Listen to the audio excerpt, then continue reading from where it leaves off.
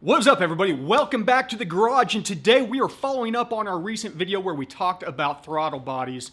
And I was actually working with a patron also recently who has a very big throttle body for his application, and we talked about how you dial in that scalar size or the max area for the throttle body. So stick around, we're going to jump into the math. It's super simple, show you how to calculate it correctly and apply it. And then after that, we'll jump in the Super Auto there and we will take that math that's in there and throw it completely out of whack and see how the truck reacts.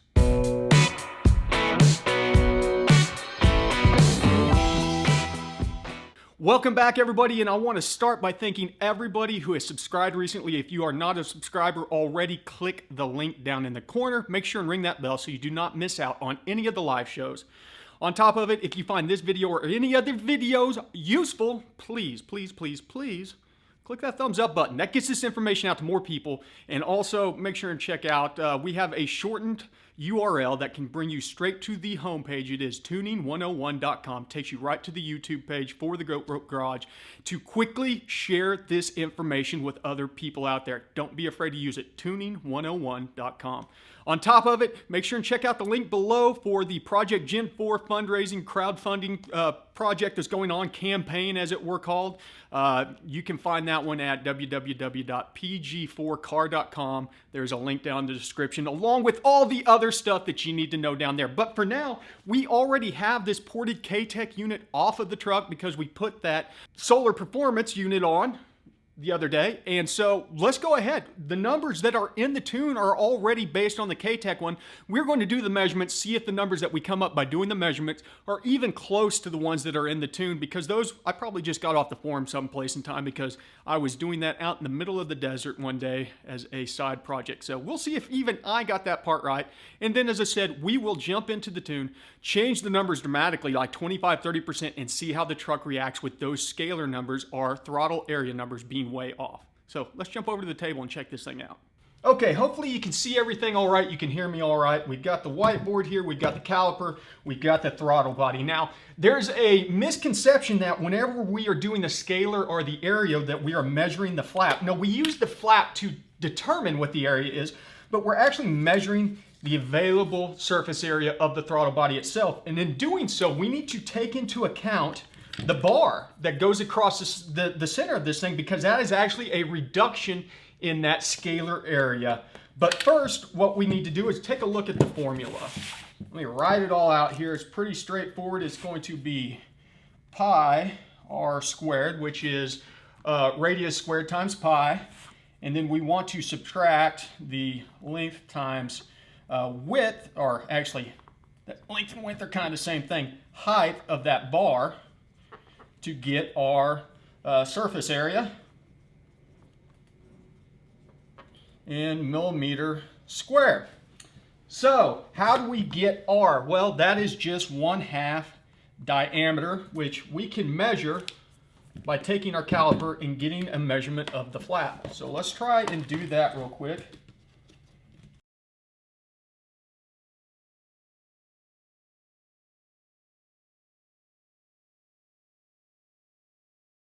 And we're at 84 millimeters at this one. What a pain in the butt.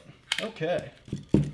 So we are at 84 millimeters. So we're going to have 42 is our R, which also means that the length of our bar is going to equal 84 millimeters. Now we got to solve for H, or not necessarily solve for H. H is going to be the thickness of the plate or the thickness of the bar if you can get the bar thickness. But if you were to look at this one in particular, the bar is about the same thickness as the plate on both sides. So we can take the thickness of the plate and add 2 more to it. So let's see that we're still on a good 0 here. We're a little bit off, not too crazy. Thickness of the plate is at 2, so we're going to say that is 6 millimeters. Okay, now let's bust out the old trusty calculator here. Okay, so we're going to take 42 times 42, 1764 times 3.14, 5338.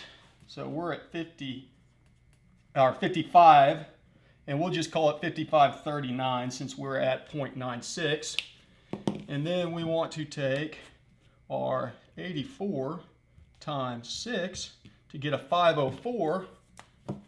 So we're at 504 over here, and that leaves us at 5035. 35 millimeters squared. So let's open up the tune, take a look at it, see how close we were to the 5035 that's in the tune, and then we'll play around with the tune a little bit, see what happens. Okay, so we calculated that we should be around 5035, right around 5,000, and looking at my tune, it's actually at 4,700.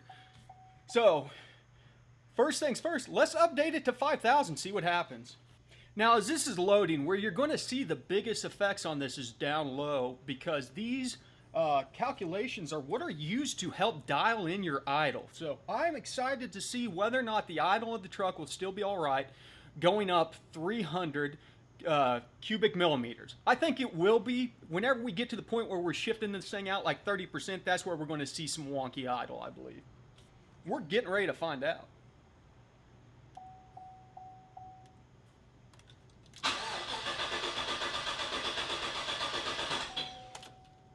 Thing may not even start.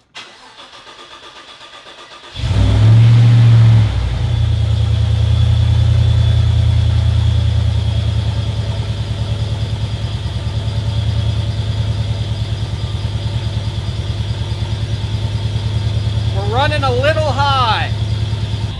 Now you have to keep in mind that this thing was tuned with the old settings in there, so we have changed a constant in one of the idle airflow variables. That's probably why it's struggling. It's not doing too bad right now. We have a set point of 850. We're around 750, so we're about 100 low. And we're pulling 15 degrees of timing, so we're getting a lot more airflow than it's trying to calculate right now. Okay, this time I've only actually bumped it up 15%, so we're around 5,800 cubic millimeters right now, and that's because we had such a hard time getting the thing running just going to 53.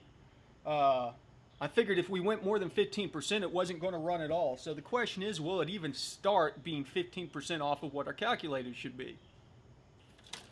Here goes nothing.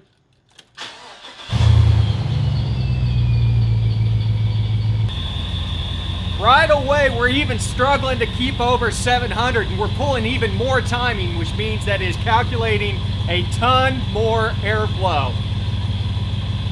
This is nowhere even close. Let's go ahead and take it back to the 5,300 and then take 15. In fact, let's go back to where it was before and then take 15% off of that one. Okay, so we went back to the original setting that was in here for the previous throttle body, and we took 15% off of it, which brought us just below 4,000, around 3,997. So the question is, now that it's going to calculate less airflow apparently going through there, the timing should be back up higher, and we should have a higher RPM possibly. Might be closer to what should actually be in there, even though it's still not the correct number. The correct number would have been closer to the first one that we calculated. It just needs to be actually tuned based off of that number. So I need to go back through and redo VE and mass airflow.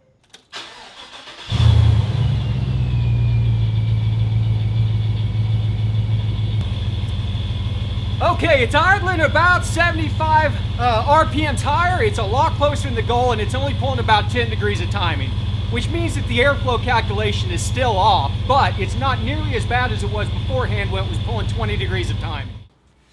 Well, I went back to the 5035 that we had calculated, and after letting it warm up a little bit more, it really settled down, got right back to the point of where it needed to be. It still has some airflow adjustments that need to be made. I talked about this whenever I put the Solar Performance throttle body in, that it was running a little bit lean now because of the way that the porting is designed on that throttle body, and that's showing up with the new calculations. On top of it, though, it's probably a good idea to pull that one out, double check that the plate size is the same. It should be, which came out to be about 84 millimeters. to make sure that our calculations are the same. And in fact, the bar on that one's not cut down quite as much, and so it would technically be a little bit less than the 5035 that we calculated for the K-Tech unit, because that bar is basically subtracting space from the throttle body. That's why we do the calculation of how wide is the throttle body plus how thick is the plate and the bar. Normally, you would be able to just take the diameter of the bar and then multiply that by the length of it to get an idea of how much to subtract from the total area. But in this case, since it is ported and that bar is shaved flat, there is less being subtracted from the total area of the throttle body. Now, you have to remember that this is a constant that is used for a lot of different things, but primarily it is used for idle. And so if this is incorrect, you are going to have idle tuning issues.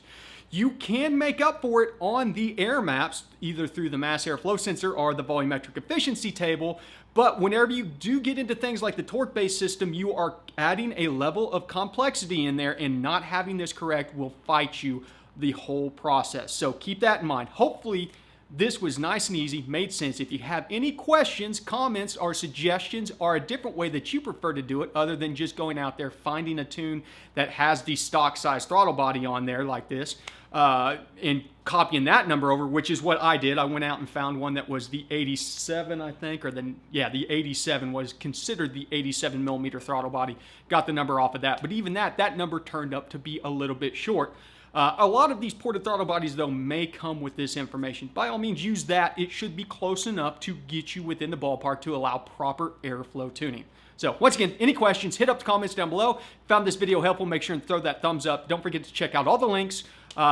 ABT, always be tuning, and thank you for stopping by the garage.